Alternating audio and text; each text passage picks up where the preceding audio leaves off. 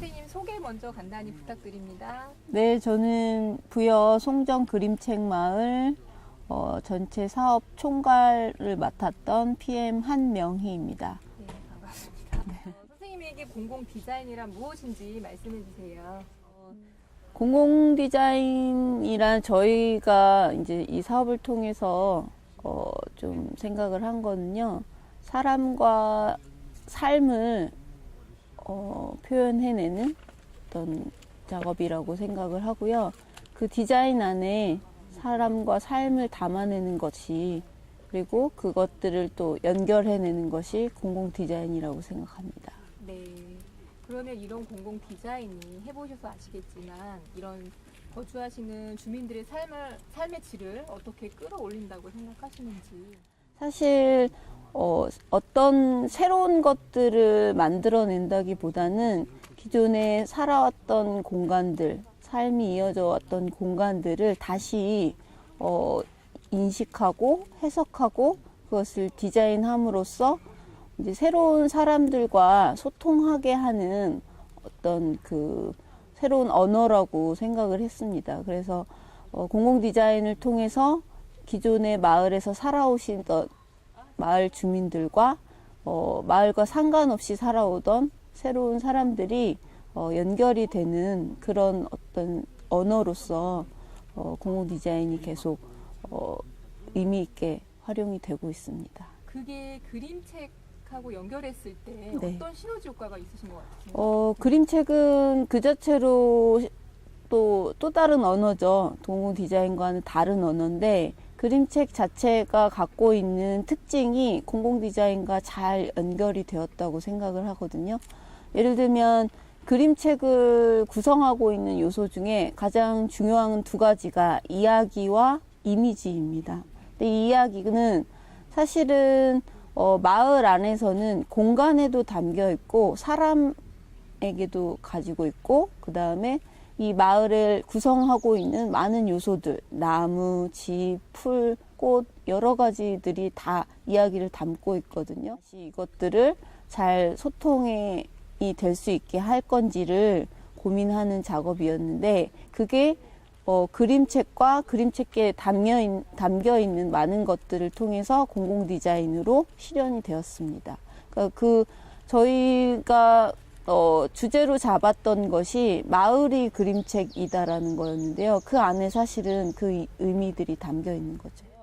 근데 마을은 오랫동안 구슬해오는 문화가 있었고, 이야기를 들려주는 문화, 그 다음에 어르신들이 아이들과 이야기를 나누는 문화가 있었는데, 실제로 마을에 많은 아이들이 이제 자라지 못하는 농촌의 환경들 때문에 그런 문화들이 많이 사라지고 있어요.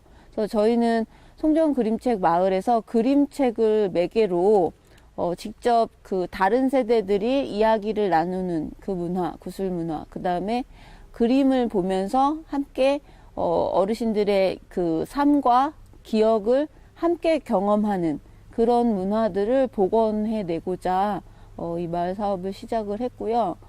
그런 요소 중에 또 가장 중요한 게 이야기 산책이라는 마을 투어입니다. 이거는 실제로 마을에서 태어나고 자란 경험을 못한 도시의 뭐 아이들이나 혹은 도시의 사람들에게 굉장히 사실은 도시에서는 경험할 수 없는, 그쵸? 우리가 아파트에서 누가 이 아파트가 지어지기 전에 여기에 뭐가 있었는지 아무도 설명해 주지 않잖아요. 근데 마찬가지로 사실은 농촌에 놀러 가고 싶어도 도시 아이들은 놀러 갈 농촌 집이 없어요. 할머니네 집에 가자 해도 아파트로 가고, 할아버지 집에 가자 해도 아파트로 갑니다. 지금의 세대들이 그런데요. 우리가 함께 공유할 수 있는 농촌 마을의 경험을 송정마을에서 주고 싶었고요. 그거를 마을 어르신들이 직접, 그러니까 보통의 마을 사업들이 마을 주민들이 어떤 역할로 사업의 주체가 돼야 될지 굉장히 어려움을 많이 겪거나 잘 그 역할들을 발견해내지 못하는 그런 한계들이 있어요. 그래서 저희 사업은 처음부터 끝까지 마을 주민들이 주체로서 참여하고 실제로 이 마을의 프로그램들과 찻집과 공간들이 지속되는데 주민들이 가장 중요한 역할을 합니다. 그래서 이야기가 이어지는 역할, 그 다음에 그 이야기를 사람들한테 전하는 역할, 그리고 그것들을 마을과 함께 연결해주는 역할, 이런 것들이 마을 주민들이 이 사업을 통해서 하고 계신 역할들인 거죠. 선생님 다른 전공을 하셨잖아요. 네. 그런데 이제 그림책으로 네, 이렇게 그 발길을 돌리신 어떻게 보면 이쪽에 발을 들이게 되신 이유가 있으실까요? 사실은 저는 전공 자체가 글자와의 싸움이에요. 그죠? 책이, 그리고 실제로는, 전공과 상관없이 뭐 도서관이나 책과 관련된, 인문학과 관련된 일을 굉장히 오랫동안 했었는데요. 어떤 일을 하셨어요? 저는 이제 책읽는 사회문화재단이라는 곳에서 도서관을 짓거나 지원하는 일들을 계속 해왔습니다. 네. 근데 이 글자 언어에 대한 한계들을 많이 느끼면서 사실은 인문학 프로그램 하면 농촌에서 같이 읽는 책들이 어르신들과 과연 소통할 수 있을까? 뭐 물론 이제 인문학이라는 게 인간이 어떤 존재인지, 어떻게 살아야 하는지, 이 자연과 인간의 관계에 대해서는 어떤 건지, 이런 것들을 연구한 학문이긴 하지만, 실제로 그것이 사람들이 살고 있는 현장에서는, 이걸 어떻게 소통해야 되지? 되게 막막한 부분들이 있거든요. 그쵸. 응. 이 농사 짓는 어른들이 그래서 지금 다시 뭐 칸트를 읽어야 하나? 뭐 이런 굉장히 어려움을 겪는데, 네. 뭐 이거는 우리 마을뿐만이 아니라 여러 농촌 지역의 마을을 둘러보시면 그 세대들 중에서는 특별히 글자를 못 읽는 분들이 계세요. 그러니까 글자를 읽고 쓰는 것에 되게 낯설어하거나 평생 그 일을 해보지 않으셨던 분들이 계신데, 그림은 그렇지 않죠. 예를 들면 어르신이 7살 때 밥 해 드셨던 그 가마솥 한번 그려봐 주세요 라고 하면 그 어르신이 그 이야기를 하면서 그 가마솥에 대한 이미지를 그림으로 그려서 그 장면을 떠올리십니다. 근데 그거를 말이나 그림으로 가능한 한 소통이 글로 한번 써보세요 하면 이분한테 굉장히 장벽처럼 느껴지거든요. 근데 그림책으로 저희가 그 작업을 했을 때 저희는 굉장히 그러니까 어르신들이 살아온 삶뿐만이 아니라 어떤 뭐 희노애락, 그 다음에 어르신들이 느껴왔던 어떤 경험, 그런 것들 굉장히 세세한 감정까지도 다 충분히 나눌 수 있었어요. 그런 것들이 이제 그림책 마을에서 또 충분히 저희뿐만이 아니라 다른 사람들도 충분히 공감할 수 있을 만큼 자원이 됐다고 봅니다. 몸담고 계시는 지금 그림책 미술관 시민 모임 이 단체에 대해서 좀 설명을 해주시고 거기에 이제 제가 보니까 제주에 네네, 성주 전국 네트워크 네네, 단체더라고요. 맞아요. 그거에 대해서 좀 잠깐 얘기해 주시면. 저희는 이제 그림책 미술관 시민 모임이라는 단체를 운영을 하고 있는데요. 서울, 청주, 제주 이렇게 이제 세 지역에서 시작이 돼서 지금 이제 전국적으로 그림책과 관련된 문화예술 활동을 하는 활동가들의 네트워크 단체입니다. 뭐 모임 안에는 일반적인 그냥 시민들도 계시지만 그림책 작가, 출판 관계자, 뭐 연구자, 공공예술가, 뭐 다양한 분들이 그림책을 매개로 같이 활동을 하고 계세요. 저희가 오랫동안 해왔던 프로그램 중에 하나가 시민 창작 프로그램이 있는데요. 시민 그림책 창작 프로그램이 있는데요. 그 그림책 프로그램을 어떻게 알고 부여군에서 처음 이 마을 사업에 대해서 이제 저희한테 찾아와서 자문을 구했었어요. 제주에서 먼저 하시고 그게 이제 약간 언론화 되기도 하셨죠? 아니요, 서울, 청주, 제주 이렇게 이제 세 지역에서 아예 시작할 때 같이 했어요. 근데 근데 제주는 이제 공간이 있어서 거기는 이제 시민들이 직접 운영하는 그림책 갤러리 제라진이라고 따로 있습니다. 그걸 통해서 이제 좀 언론에 많이 소개가 되었죠. 근데 이제 여기 송정 그림책 마을만큼의 언론 그런 오르내리는 곳은 없으신 것 같아요. 없었던 것 같아요. 그렇죠. 이제 왜냐면 이거는 저희가 마을 사업이기도 하지만 저희 단체에서 굉장히 여러 이제 고민과 그 다음에 시도를 3년이라는 시간 동안 해온 곳이기도 하거든요.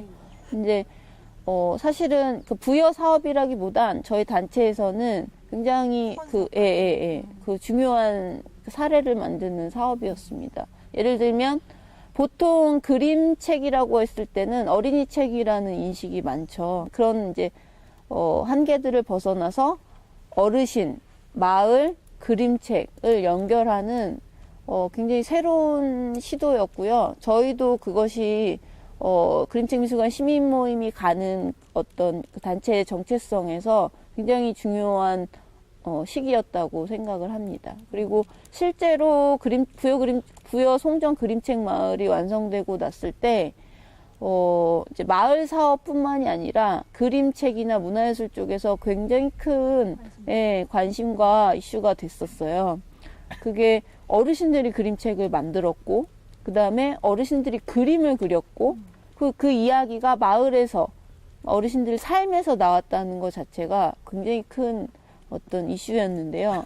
그러니까 어린이를 교육하거나 아이들에게 즐거움을 주기 위한 목적이 아니라 우리 삶이 그대로 아카이브된 그림책으로서의 어떤 새로운 매체성을 발견한 계기가 된 거죠. 사실 제가 이제 아프리카 속담 중에 아시겠지만 그 어르신이 한 분이 돌아가시면 도서관 하나가 맞아요. 사라지는 것 같은 맞아요. 저도 가장 아쉬워하는 부분 중 하나거든요. 할머니가 들려주셨던 이야기, 뭐 레시피 이런 그쵸. 것도 사실 기록하지 않으면 그냥 사라지는 거거든요. 맞아요. 그래서 그런 부분에서 굉장히 관심이 갔던 사업주 중에 하나였고요.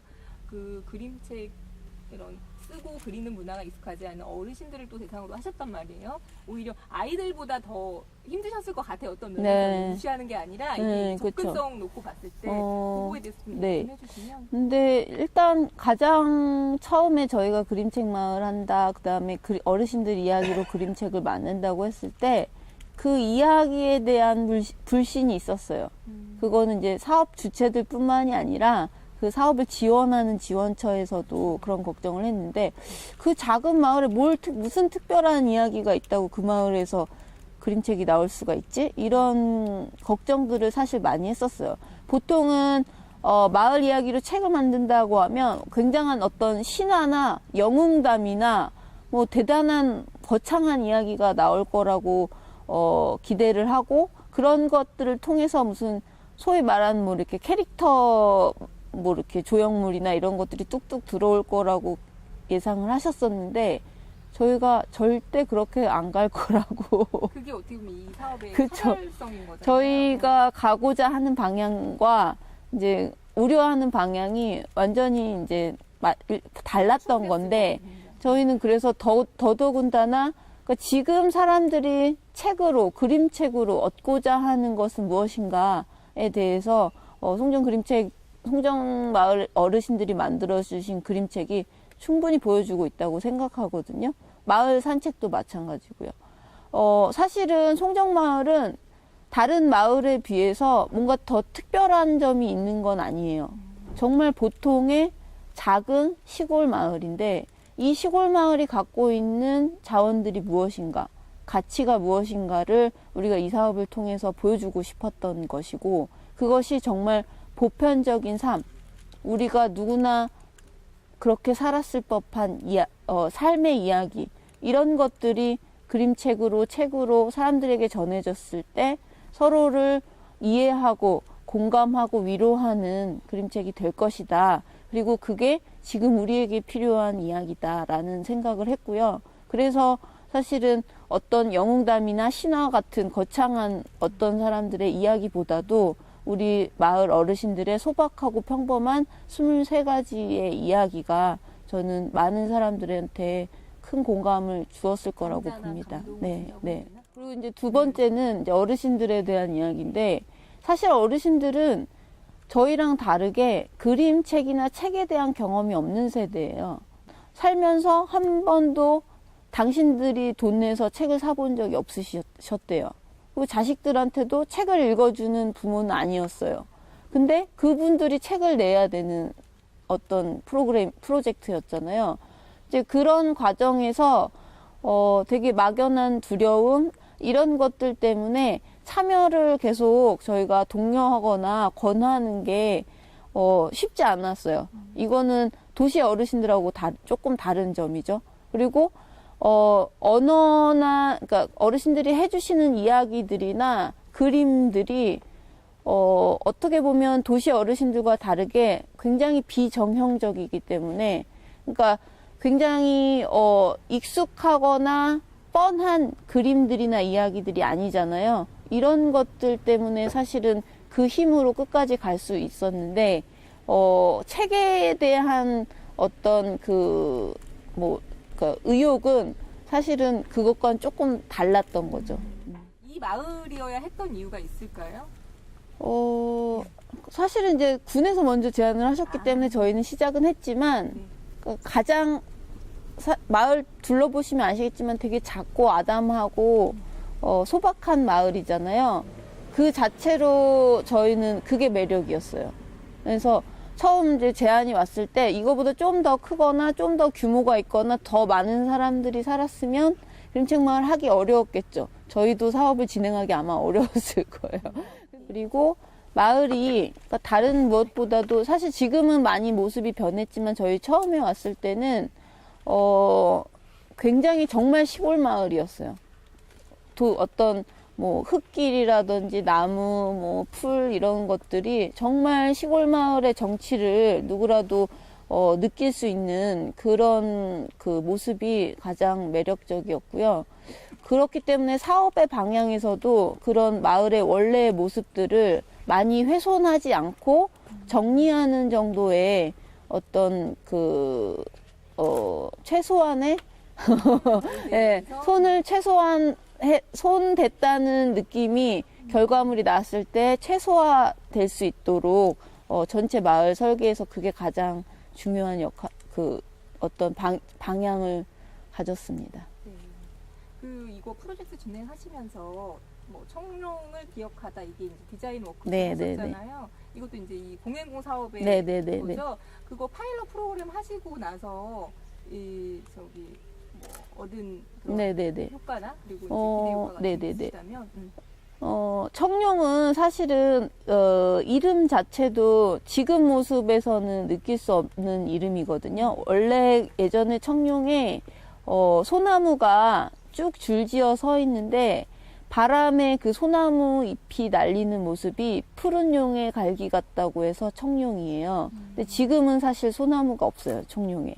근데 저희가 생각했을 때 그 마을 어르신들이 늘 청룡에 모여서 담소를 나누시거나 쉬시거나 하는 공간이거든요. 마을 주민들의 쉼터인데 마을 어르신들이 이제 자라면서 그 모습이 계속 조금씩 변해 왔겠죠. 근데 사실은 마을에 중요한 회의가 있거나 마을에 중요한 일이 있을 때 그곳에 청룡에서 모이자라고 하거나 아니면 뭐 단오에 그네를 메고 청룡나무에서 그네를 탔다던가, 그래서 그거를 그 예전 어르신들이 기억하는 청룡의 모습을 그림으로 한번 표현을 해보자. 그리고 지금의 모습을 다시 또 기억을 해보자. 왜냐하면 이 사업을 통해서 청룡의 모습이 또 바뀔 거기 때문에 지금의 모습을 기억하는 것도 굉장히 중요하잖아요. 그래서 청룡의 과거와 현재와 그리고 미래의 모습들을 이제 표현해보고 이야기 나누는 시간을 가졌던 거죠. 네, 근데 저희가 예상했던 것보다 더 많은 이야기들이 나왔고, 실제로 그냥 마을의 어떤 중요한 공간이기도 하지만 개인적으로 어떤 경험과 기억을 담은 공간이기도 했어요. 그래서 학교 간 딸을 밤에 남포등 들고 기다리는 공간이기도 했고, 그 다음에 이제 시집 올 때 사람들이 청룡에 나와서 자기 그 각시마중이라고 했거든요. 누가 시집 오나 그걸 구경하러 청룡에 다 나무 뒤에 숨어 있는 모습도 기억이 난다. 이런 굉장히 개인적이지만 특별한 기억들도 공유할 수 있는 시간이 되었죠. 그 마을의 어떻게 보면 중심 축 같은 그곳이 어떻게 보면은 청룡이잖아요. 네. 그곳에 지금 공간이 조성돼 있어요. 네네네. 공행공 사업에서 그 조성한 이 디자인 컨셉이라든가 공간에 대한 얘기를 좀 해주신다면. 네. 사실 저희가 이번 공공디자인 사업으로 조성한 공간, 주요하게 조성한 공간이 청룡과 그림책 정거장이에요. 청룡은 아까 말씀드린 대로 원래 마을 사람들의 쉼터 공간처럼 정말 오래된 나무들의 그 그늘이, 아름드리 그늘이 굉장히 좋은 공간이었어요. 그리고 그 옆에 작은 버스 정류장이 하나 있었어요. 그러니까 그 버스 정류장은 이제 기다림의 공간이죠. 버스를 하루에 이 마을은 버스가 2번 들어와요. 지금 이제 3번 들어오는데 어쨌든 저희가 처음 사업을 시작할 때 이 마을에는 버스가 딱 2번 들어왔어요. 근데 마을 분들이 읍에 갈 때, 장에 갈 때 그 버스를 이용해요. 아침 저녁. 예, 예, 예. 그래서 아침, 오후 이렇게 2번 오는데요. 그게 이제 기다림의 공간이었는데 그 기다림의 공간과 쉼터의 공간을 단순히, 그러니까 굉장히 오랫동안 마을 분들이 그렇게 활용을 해오셨지만 마을에 찾아오는 사람들을 생각을 하면서 그 공간을 함께 나누는 공간으로 이제 열어가고자 설계가 되었어요. 아무 연고가 없어도 마을을 발견해서 들렀어도 언제든지 이 마을에 오셔도 좋다라는 어떤 그런 이제 맞이하는 공간으로서 그림책 정거장을 다시 기획을 하게 되었어요. 그래서 마을 주민들의 기다림의 공간이 이제는 이제 마을을 찾아오는 사람들의 기다림의 공간으로, 그리고 마을 사람들이 편하게 앉아서 나무 그늘 아래서 쉬던 평상들이 마을 사람들과 마을을 찾아오는 사람들이 자연스럽게 어우러져서 쉴 수 있는 평상으로 이렇게 변화하게 된 거죠. 실제로 이후에 그 내일에 또 찾아올 그 사람들과의 어떤 관계와 그 다음에 삶도 같이 어우러지는 그런 공간으로 그림책 정거장과 청룡을 좀 기획을 하고 조성을 하게 되었습니다. 지금 앉아 계신 의자나 그 옆에 있는 이제 수레 같은 경우도 지금 공행공 사업이라고 하셨는데 요거에 대해서 좀 설명 좀 네, 해주시면요. 저희가 2016년에 기본 계획이 나오고 17년에 이제 사업이 완성이 되었는데요. 실제로 사업이 완료된 이후에도 굉장히 많은 분들이 마을 찻집과 그림책 마을을 찾아오셨어요. 뭐 대외적으로는 이제 여러 평가가 있겠지만 그래도 이제 마을 사업으로서는 잘된 사업으로 외부에서 평가를 받고 있는데 진흥원에서 추가 인센티브 그 사업이 진행이 됐어요. 기존 사업을 진행했던 곳들 중에서 그간의 이제 사업 성과를 평가를 해서 그 중에 이제 몇 군데를 선정을 해서 추가로 요소들을 좀 더 지원을 해주셨는데 그때 이제 책 수레와 의자가 완성이 됐어요. 아이들이나 가족들이 좀 더 편안하게 앉아서 그림책을 봤으면 좋겠다고 생각을 해서 어르신들이 그리신 그림책 23권에 각각 의자 한 개씩 해서 이렇게 각자 어르신 한 분마다 자기 그림책이 담긴 그 의자가 완성이 된 거죠. 사실은 이런 것들이 어르신들이 되게 더 적극적이고 열성적으로 맞아요. 마을 사업에 참여하는 작지만 그런 계기가 되는 것 같고요. 이야기 산책 팸투어 저도 해봤는데 업그레이드 될 수 있는 가능성이 굉장히 그쵸. 높을 것 같아요. 그러니까 앞으로 어떻게 확장되고 발전하길 바라시는지. 그러니까 저희가 처음 그 이야기 산책이나 프로그램을 진행을 했을 때는 이제 그런 여러 대상들이 찾아올 거를 예상을 하고 프로그램들을 준비를 했어요. 그리고 이제 어르신들이 그거에 맞게 프로그램 진행에 대해서 같이 기획 논의도 하시고 역량 강화도 하시고 하셨는데 실제로 저희 생각보다 이제 단체로 방문하는 경우가 굉장히 많아요. 그러니까 그 개별적인 방문도 있지만 단체 방문들이 좀 많으셔가지고 어르신들이 이제 단체가 왔을 때 그 팀들을 인솔을 해서 이야기 산책을 할 때 사실 되게 물리적으로 힘들거든요. 한참 걸으셔야 되고 그리고 실제로 걷다 보면 사람들이 좋아하는 공간들이 있어요. 그러니까 이 이야기를 하니까 이 공간에서 이 이야기를 하니까 사람들이 너무 좋아하네 이런 것들을 이제 주민들이 충분히 그 방문하시는 분들하고 경험을 통해서 이제 충분히 알아가고 계시거든요. 그런 경험들을 토대로 아마 조금씩 조정이 되지 않을까 그렇게 예상을 하고 있습니다. 그리고 이런 기업과 기록 사업들이 그러니까 어떤 식으로 기록되고 또는 확장되고 그랬으면 좋겠는지 얘기를 좀 해주신다면. 일단 그러니까 저희는 이 사업이 단순히 그냥 뭐 일반적인 마을 사업이나 어떤 그냥 행정적인 어떤 그 사업 결과로서만 끝나지 않기를 바라거든요.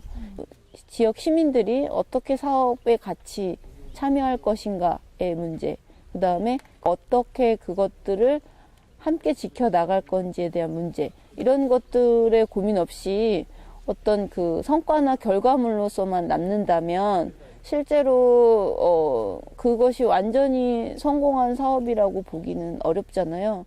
전체적으로 같이 고민하고 준비하고 진행해 나가야 될 거라고 생각이 듭니다. 가장 큰 도움이 되셨던 부분 그리고 아쉬운 부분 있으시다면 같이 얘기해 주시면 좋겠습니다. 네, 사실 디자인에 대해서 굉장히 개입을 할까 봐 걱정을 했어요.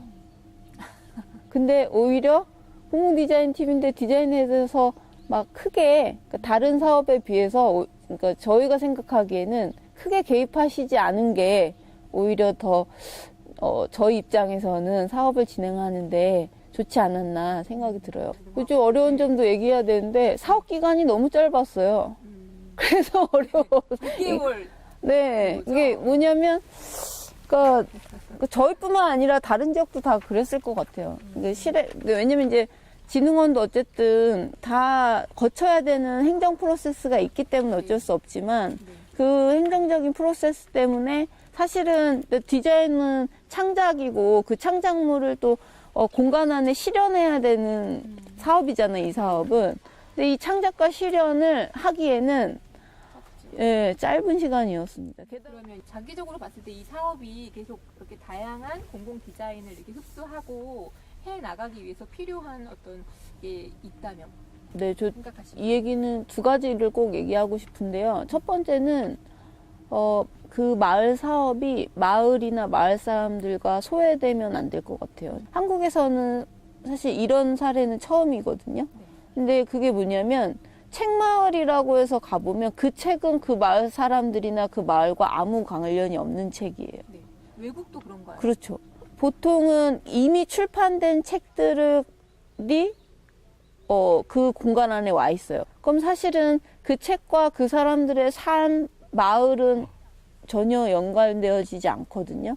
그래서 그런 것들, 그러니까 마을이 오롯이 책 안에서 마을 콘텐츠가 오롯이 그 고유 콘텐츠로서 그 사업 안에서 중심이 되어야 되는 것, 이것이 중요하다고 생각을 하고요.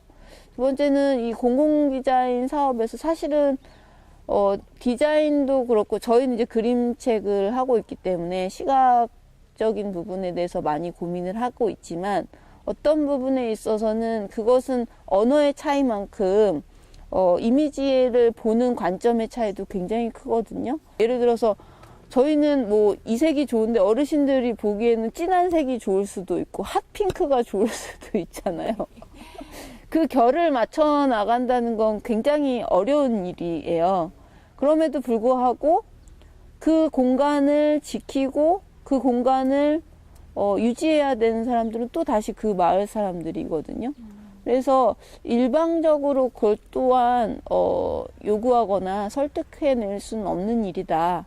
그렇기 때문에 그러니까 질적인 평가도 중요하지만 그 안에서 어떻게 서로의 취향들이 결을 맞춰서 완성이 됐는지 혹은 어떻게 그 과정 안에서 합의를 이루어냈는지 이런 것들도 굉장히 중요한 어떤 진행 과정으로서 꼭 인식을 하고 있어야 되지 않을까. 그건 사업 주체도 마찬가지고 사업을 지원하는 지원처도 마찬가지일 거라고 생각합니다.